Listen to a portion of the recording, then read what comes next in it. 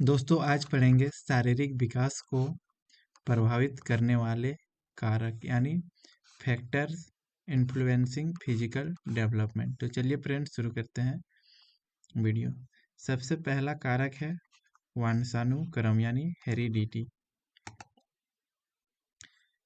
वंशानुक्रम या आनुवंशिकता शारीरिक विकास को प्रभावित करने वाले सर्वप्रमुख कारक हैं। तो वंशानुक्रम जो है शारीरिक विकास को प्रभावित करने वाले कारक में से सर्वप्रमुख कारक जो है वो वंशानुक्रम है।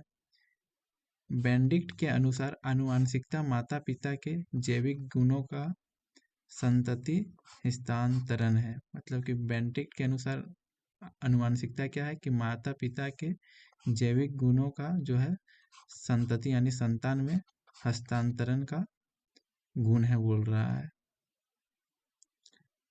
प्राणी की उत्पत्ति माता पिता के बीच कोषों के संयोग से होती है। यानी प्राणी की उत्पत्ति क्या होता है, माता पिता के बीज कोषों से। यानी माता पिता का जो जब निषेचन का प्रक्रिया होता है उसके बाद जो अंडाणु और क्या बोल सकते हैं उसको, अंडाणु और जो है शुक्राणु के मिलने के फलस्वरूप जो है एक प्राणी की उत्पत्ति होती है। जैव वैज्ञानिकों तथा मनोवैज्ञानिकों ने अपने विभिन्न अध्ययनों द्वारा यह सिद्ध कर दिया है कि माता पिता के शील गुणों का उनकी संतान पर व्यापक प्रभाव पड़ता है। शील गुण मतलब क्या होता है कि जो भी है माता पिता का जो गुण हो अपने बच्चों में जाता है, उसका व्यवहार, उसका विचार।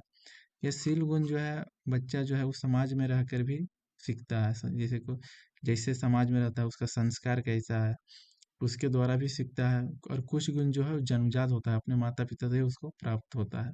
इसी को बोलते हैं शील गुण। स्वस्थ माता पिता की संतान प्रायः स्वस्थ होती है और रोगी तथा निर्बल माता पिता की संतान प्रायः निर्बल और रोगी होती है। वंशानुक्रम या आनुवंशिकता को शारीरिक विकास का सर्वाधिक महत्वपूर्ण कारक माना जाता है। तो वंशानुक्रम को क्या बोल रहे हैं, शारीरिक विकास का सर्वाधिक महत्वपूर्ण कारक माना जाता है।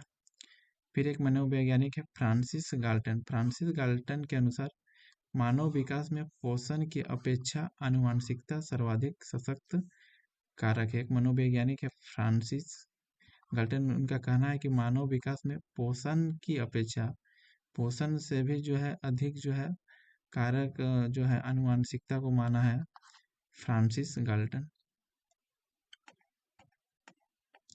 दूसरा कारक है वातावरण। वातावरण यानी एनवायरनमेंट। मनोवैज्ञानिक रोस के अनुसार कोई बाह्य शक्ति जो हमें प्रभावित करती है वह है वातावरण। मनोवैज्ञानिक दृष्टि से किसी व्यक्ति का वातावरण उन सब उत्तेजनाओं का योगफल है जो उसे गर्भाधान से मृत्यु पर्यंत प्राप्त होती है।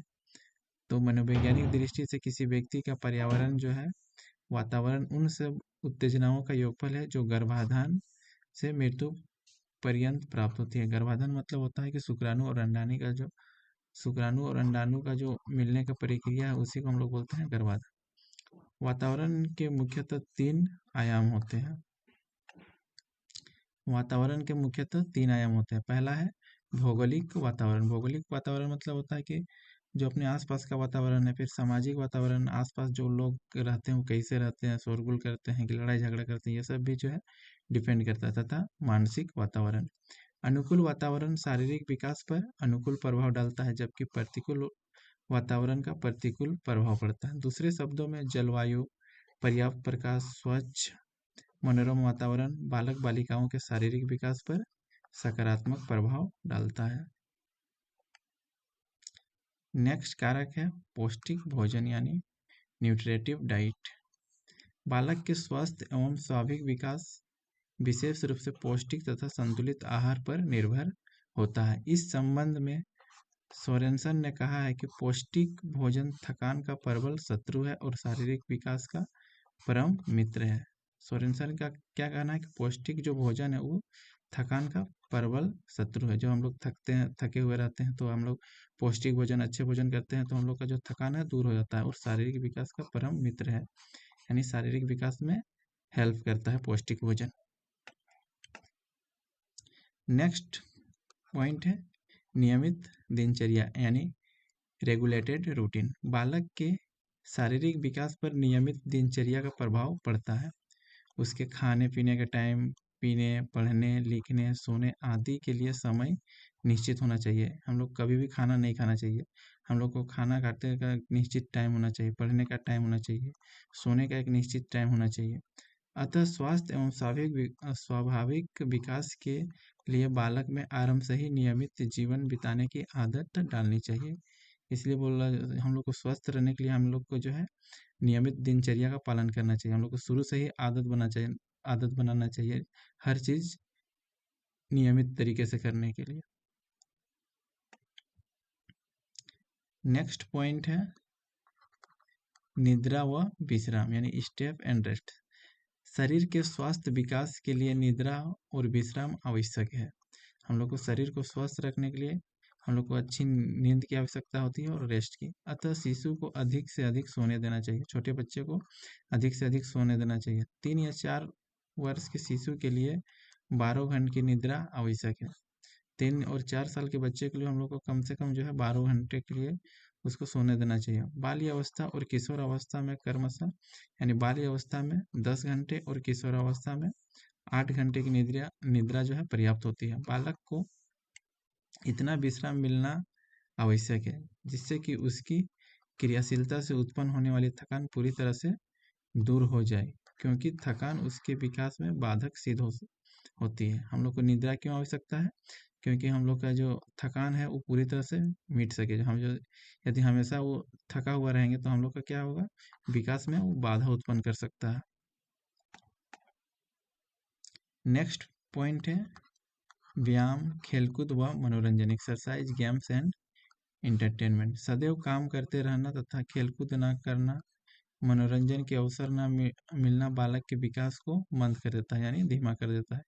इस प्रकार शारीरिक विकास के लिए व्यायाम यानी एक्सरसाइज और खेलकूद अपरिहार्य है। अपरिहार्य मतलब है कि आवश्यक होता है। इसलिए हम लोग को शारीरिक विकास के लिए एक्सरसाइज हो गया, खेलकूद और इंटरटेनमेंट जो है आवश्यक है। इसके साथ मनोरंजन एवं मनोविद भी शारीरिक विकास में महत्वपूर्ण भूमिका अदा करते हैं। नेक्स्ट पॉइंट है प्रेम।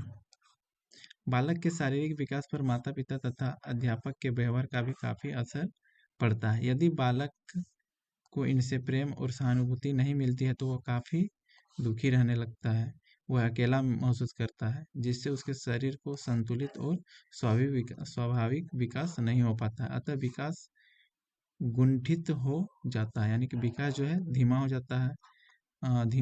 मंदबुद्धि हो मतलब उसका जो विकास होता है बालक का, जो ये सब नहीं, उसको प्रेम नहीं मिलता है तो विकास कुंठित हो जाने का मतलब होता है कि वो थोड़ा मूर्ख टाइप से बिहेव करेगा, वो तेज तरह लड़का नहीं होगा, मंदबुद्धि होगा। नेक्स्ट पॉइंट है सुरक्षा यानी सिक्योरिटी। शिशु या बालक के सम्यक विकास यानी संपूर्ण विकास के लिए उसमें सुरक्षा की भावना विश्वास अति आवश्यक है। भावना इस भावना के अभाव में वह भय का अनुभव करने लगता है। कोई बालक को हम अकेला छोड़ देंगे, उसका देखभाल नहीं करेंगे तो वह जो है डर का भाव जो है उसमें उत्पन्न होगा और आत्मसम्मान खो बैठता है। ये दोनों बातें उसके विकास को अवरोध कर देती है, मतलब कि बाधा उत्पन्न कर देती है। नेक्स्ट पॉइंट है पारिवारिक परिवेश यानी फैमिली एनवायरनमेंट।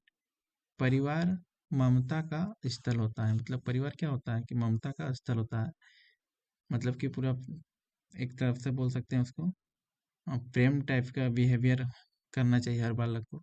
ममता मैत्री मतलब होता है दोस्तीपूर्ण व्यवहार करना चाहिए। वात्सल्य मतलब कि माता पिता के प्रति जो प्रेम का जो भावना रहता है वो हमेशा अपने माता पिता को अपने बच्चों के साथ भी लगाव रखना चाहिए। प्रफुल्लता मतलब कि प्रसन्नता, स्नेह, सहयोग, संरक्षण, सहानुभूति परिवार में ही सुलभ होती है। अतः उपयुक्त शारीरिक विकास के लिए उपयुक्त पारिवारिक परिवेश नितांत आवश्यक हो जाता है। यानी कि एक पारिवारिक माहौल में जो है एक बच्चे का अच्छे विकास के लिए उसको परिवार से किसी बालक को ममता मिलना चाहिए, उसके साथ दोस्तीपूर्ण व्यवहार करना चाहिए, माता पिता को उससे प्रेम करना चाहिए, हमेशा प्रसन्नतापूर्वक व्यवहार करना चाहिए। स्नेह मतलब भी होता है एक तरह से प्रेम का भावना, सहयोग करना चाहिए, संरक्षण यानी देखभाल, सहानुभूति जो है परिवार में ही सुलभ होती है, यानी परिवार में ही मिलता है। अतः उपयुक्त शारीरिक विकास के लिए उपयुक्त पारिवारिक परिवेश नितांत मतलब कि अति आवश्यक हो जाता है। लास्ट पॉइंट है अन्य कारक यानी अदर फैक्टर। शारीरिक विकास को प्रभावित करने वाले कुछ अन्य कारक भी है, जैसे गर्भवती का स्वास्थ्य। कोई भी महिला जो है गर्भवती होती है तो उसका स्वास्थ्य को हम लोग को देखभाल करना चाहिए, अच्छा भोजन देना चाहिए। रोग दुर्घटना के कारण उत्पन्न शारीरिक विकृतियाँ, जैसे हम लोग कोई बार बार कोई बीमार पड़ता है तो उसका जो है शारीरिक विकास अच्छी तरह से नहीं होता है, कोई दुर्घटना में किसी अंग का जो है क्षति हो जाता है तो उसका भी वहाँ पे कोई भी बॉडी का जो है डेवलपमेंट रुक जाता है, या फिर प्रॉपर डेवलपमेंट नहीं आता, जैसे किसी का पैर टूट गया तो पहले जैसा नहीं रह जाता है। ये सब विकृतियाँ मतलब कि डैमेज होता है। जलवायु भी किसी भी बालक का शारीरिक विकास पे कारक एक जलवायु है कि उसका जो है आसपास का जो है पानी कैसा मिल रहा है, उसको भोजन कैसा मिल रहा है, फिर सामाजिक परंपराएं, परिवार की आर्थिक स्थिति, परिवार का रहन सहन, विद्यालय और शिक्षा जो है, यह सभी जो है अन्य कारक में आता है जो शारीरिक विकास का कारक बन सकता है।